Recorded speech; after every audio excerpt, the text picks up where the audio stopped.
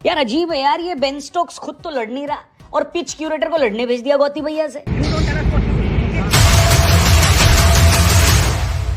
देखो जब test match हो रहा था तब तो लड़ाई चली रही थी, अब तो टेस्ट मैच से पहले भी लड़ाई हो रही है। जिस तरह से इंडिया इंग्लैंड के बीच लड़ाइयां हो रही हैं अब तो लगता है बस मारपीट होकर रहेगी। वैसे भी इंग्लैंड वालों को देखकर धीरे धीरे ये लगने लगा है कि ये लोग लातों के भूत हैं, क्योंकि अभी तक आपको कल इंग्लैंड के ओवल मैदान के पिच क्यूरेटर ली फोर्टिस और भारतीय कोच गौतम गंभीर के बीच भयंकर लड़ाई की फुटेज तो देख ही ली होगी आपने।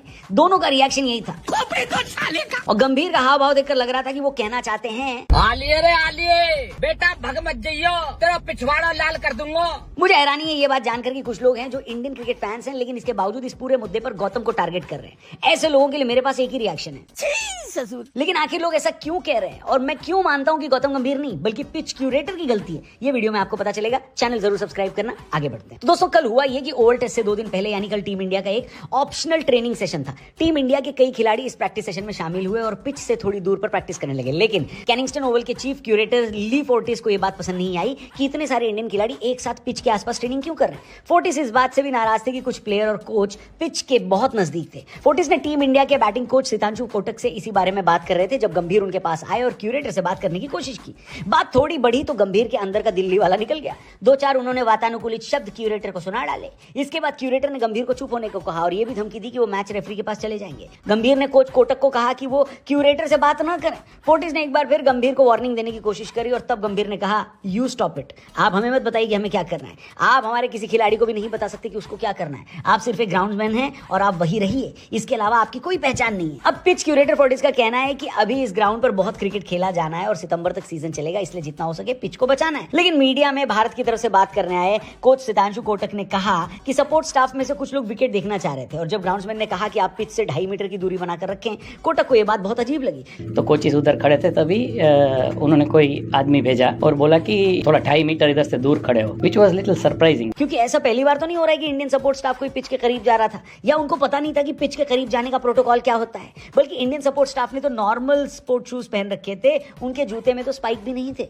जिनसे पिच खराब हो सकती थी। कोटक ने कहा कि ग्राउंड्समैन को यह पता होना चाहिए कि जिन लोगों से वो बात कर रहे हैं वो खुद भी प्रोफेशनल लोग हैं और हम लोग खुद भी ग्राउंड को नुकसान नहीं पहुंचाना चाहते। गंभीर और फोर्टिस के बीच लड़ाई में क्या क्या हुआ और क्या क्या बोला गया इस बारे में कोई जानकारी तो उन्होंने कोटक ने नहीं दी, लेकिन उन्होंने हिंट दिया कि जो बोलने की टोन थी फोर्टिस की उसी की वजह से झगड़ा बड़ा हो गया। अब इंग्लैंड में कबीर दास जी तो हुए नहीं जो वहां के बच्चों को ये वाला दोहा सिखाया जाए कि ऐसी वाणी बोलिए मन का आपा खोए और उनको शीतल लगे आपहु शीतल होए, इसीलिए वो लोग कुछ भी बोल देते है कि नहीं।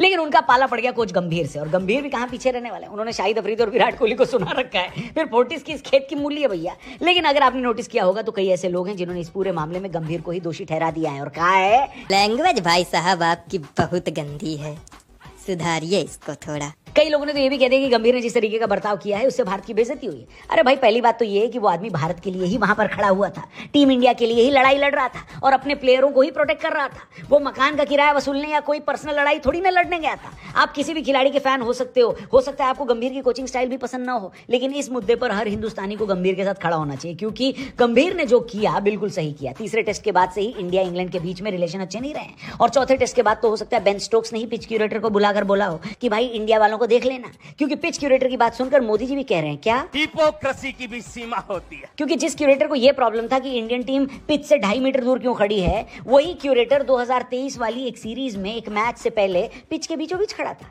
इंग्लैंड के कोच ब्रैंडन मैकलम के साथ। तब पिच डैमेज नहीं हो रही थी चचा, तब क्यों ऐसे खड़े थे जैसे सरसों के खेत में काजल और शाहरुख खान खड़े होते हैं, बताओ। बात तो सही है। इसलिए गंभीर भाई को तो मेरा फुल सपोर्ट है। आप भी सपोर्ट करते हो गौती भैया को, गौतम गंभीर को, तो कमेंट करके बताना, और अगर नहीं करते सपोर्ट तो क्यों नहीं करते वो भी जरूर कमेंट करना। बाकी जाने से पहले इस बेन स्टोक्स के दोस्त को भी बेन स्टोक्स बोलते हुए कुछ ना कुछ जरूर लिखना। कमेंट बॉक्स खुला हुआ है, चैनल सब्सक्राइब करना। कल मिलते हैं, तब तक के लिए गुड बाय, जय हिंद।